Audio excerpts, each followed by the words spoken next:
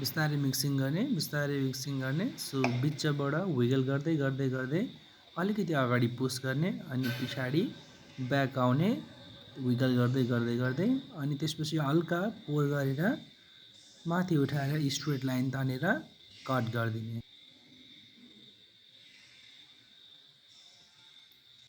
So म्याक्सिममले भनिरहनु भएको हुन्छ कसरी विगल गर्ने, फ्लो कन्ट्रोल गर्ने।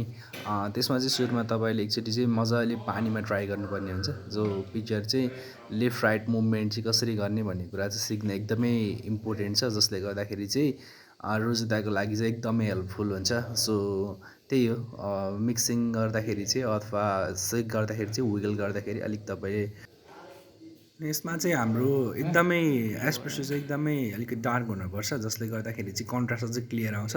मिक्सिङ नै राम्रो हुनुपर्यो। अन्त विगल गर्यो, बिस्तारै बिस्तारै विगल गर्ने अनि अलिकति अगाडि पुस गर्नुपर्छ, जसले गर्दाखेरि चाहिँ त्यसको बेस चाहिँ अलिकति फिजिएर माथि आउँछ। अनि पछाडि ब्याक तानेर हल्का पोर गर्ने, उठाएर स्ट्रेट लाइन गरेर अगाडि कट गर्नुपर्छ। सो एकदमै यसलाई चाहिँ फ्लो कन्ट्रोल चाहिँ एकदमै हुनुपर्छ, अनि मात्रै तपाईँको चाहिँ बेटर हुनसक्छ। This is called Rosetta.